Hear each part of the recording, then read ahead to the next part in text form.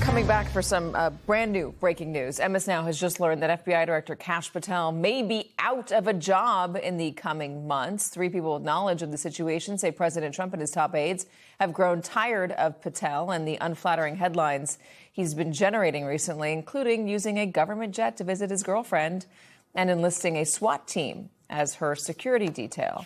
Joining us, MS Now Justice and Intelligence reporter Ken Delanian and MS Now White House reporter Laura Barone-Lopez. Both of them broke this story along with Carol Leonnig. Ken, give me more.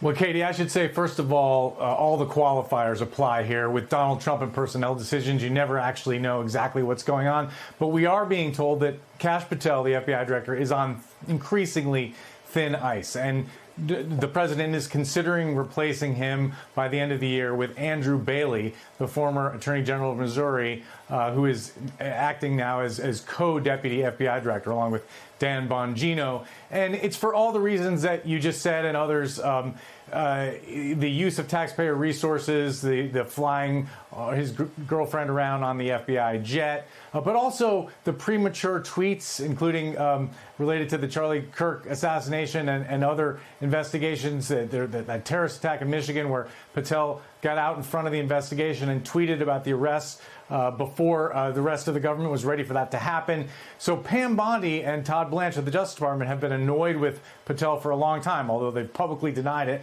when others have reported it. And now it's increasingly clear that the White House is as well. Now, our reporting this may actually enhance his job security, right? So it's hard to know exactly what's going to happen, but that is the reporting at this hour, Katie. Yeah, no, we have seen situations where when it comes out that somebody is being considered for removal in order to prove that that Donald Trump does not have any chaos on his team or in his cabinet, has come out and said, no, of course not. I'm not considering anything.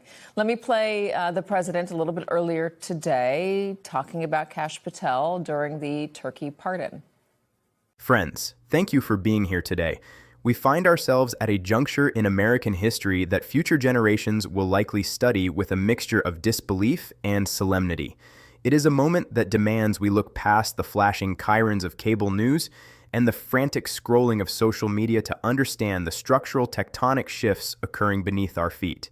We are not merely witnessing a political scandal.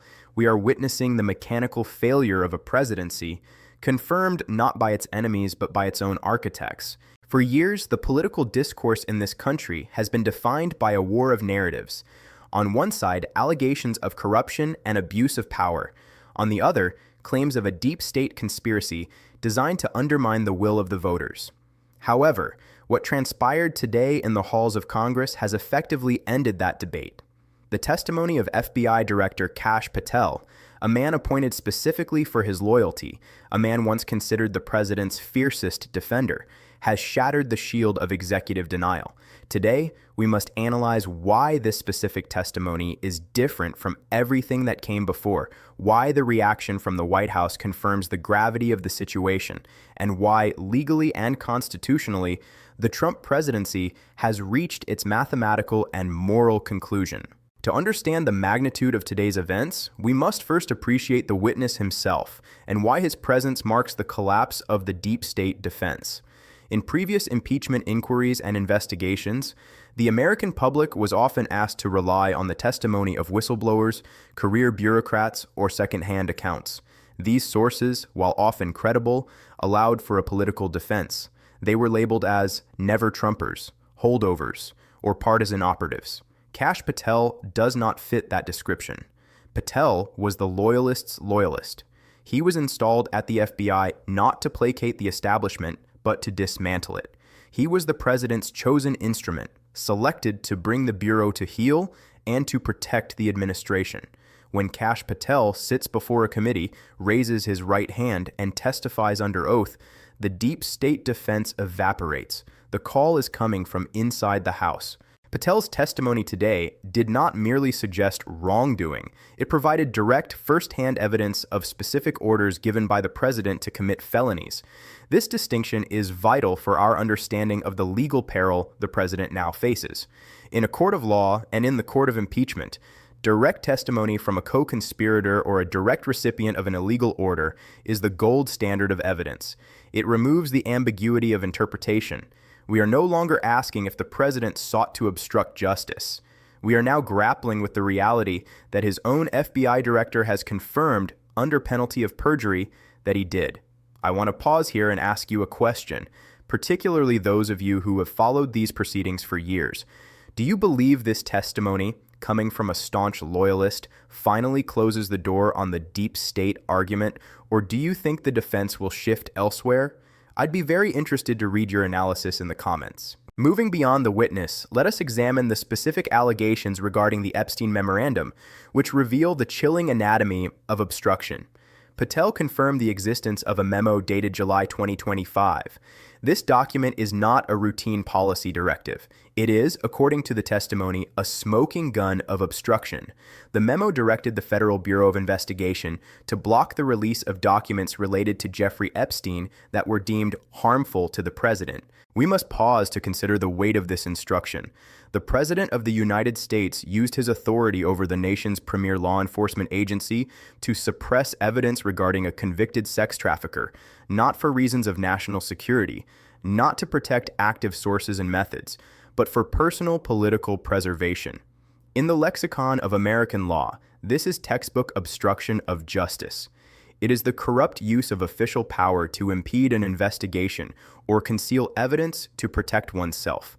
By issuing a written directive, a paper trail, the administration converted a political desire into an illegal order. For the mature observer, the parallels to the Nixon era are unavoidable, yet distinct.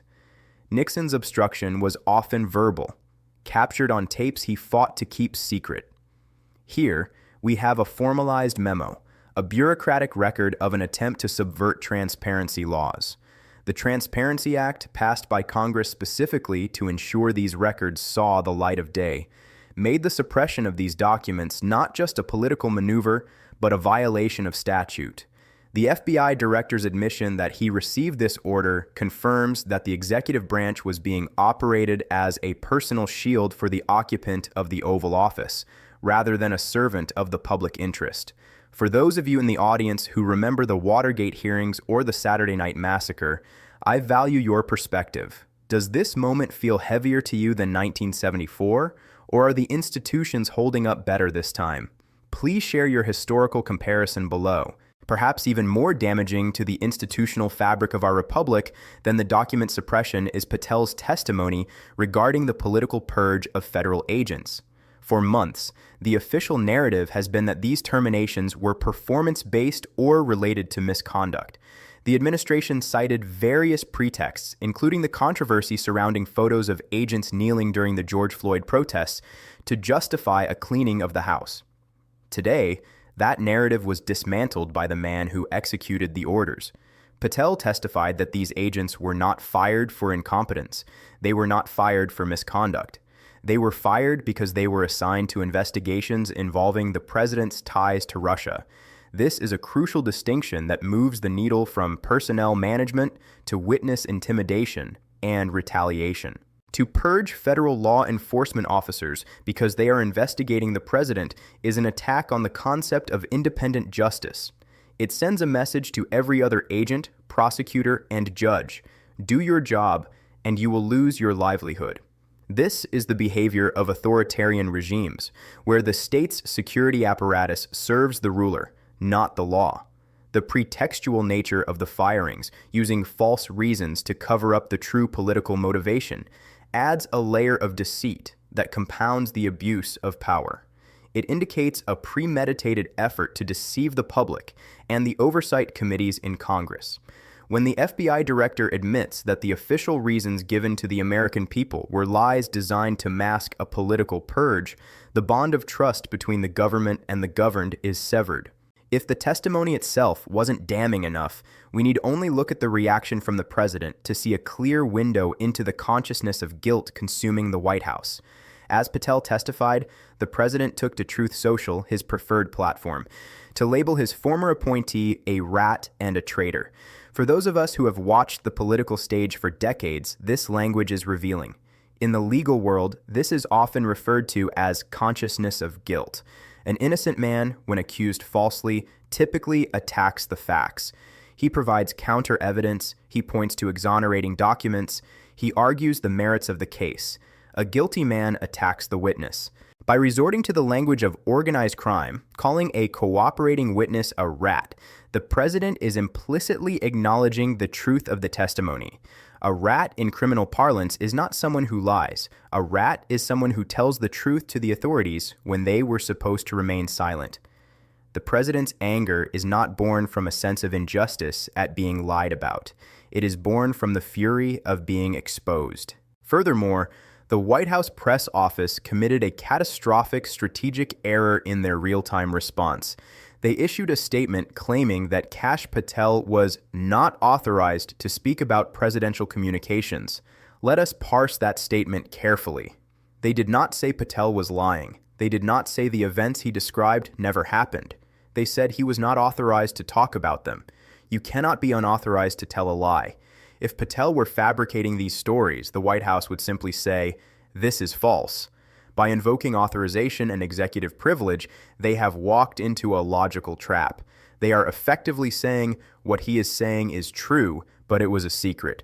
This is an admission wrapped in a denial. It confirms to prosecutors and to the Senate that the substance of the testimony is accurate, and the only dispute is procedural.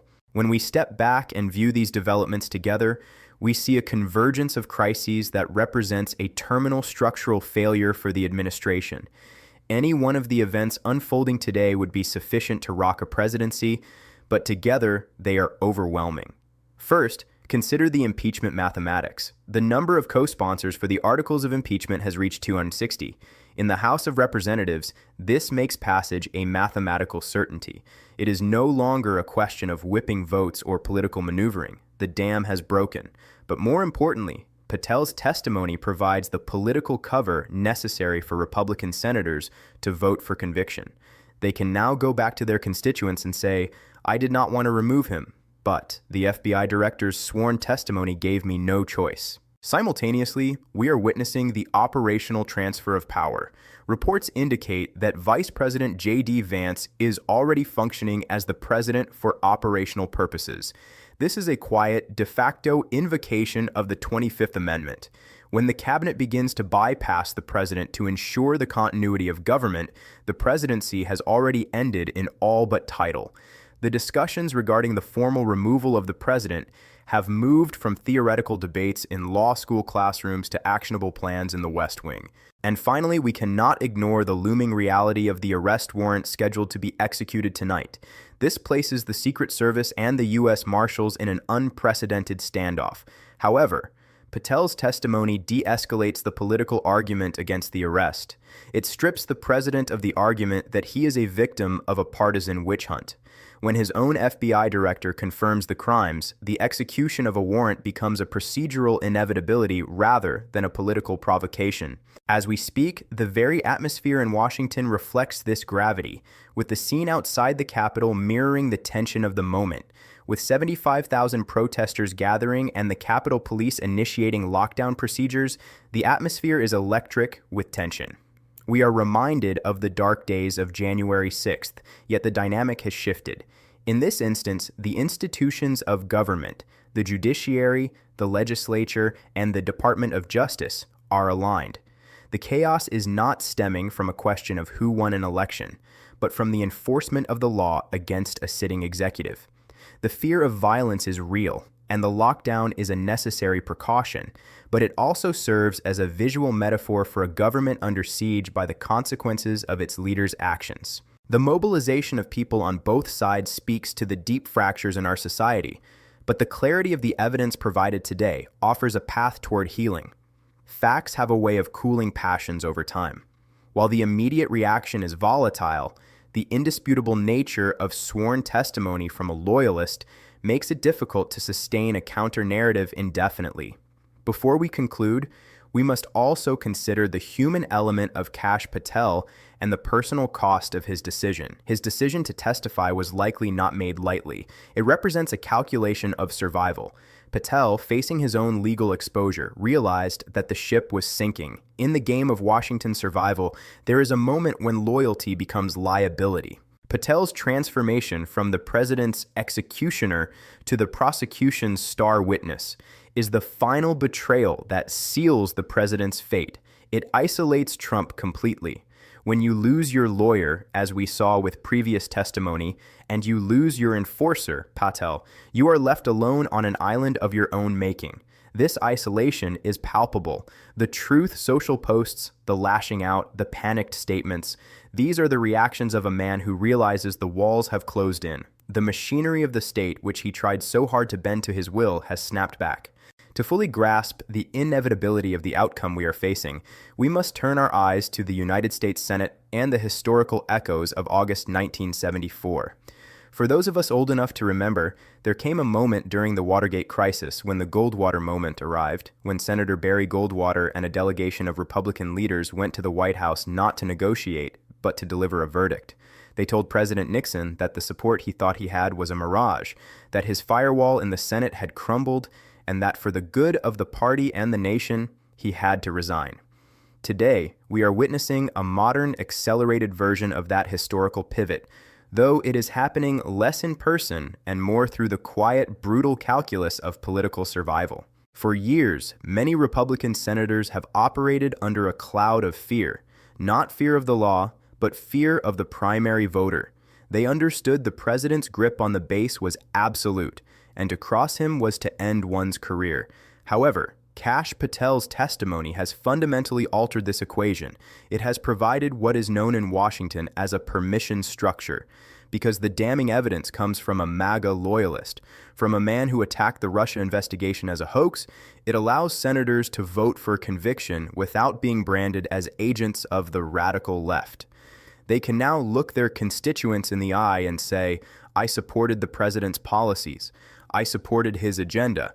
But when his own hand-picked FBI director swears under oath that the president ordered the suppression of evidence and the purging of honest agents, I cannot look away. This shift in the Senate is also being driven by the Vance factor, a critical dynamic that provides a safety net for the establishment.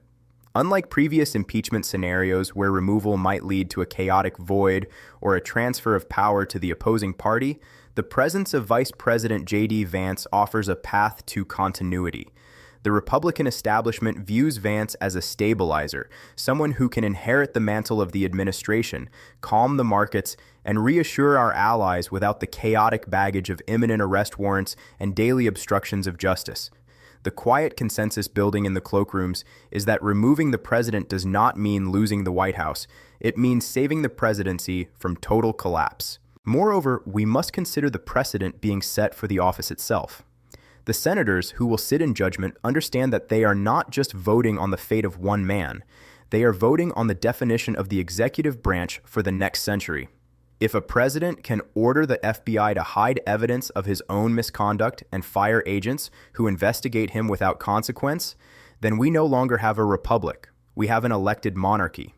The silent majority in the Senate, those institutionalists who care about the longevity of the body they serve, recognize that acquittal in the face of such direct, irrefutable testimony from an insider would permanently shatter the oversight powers of Congress.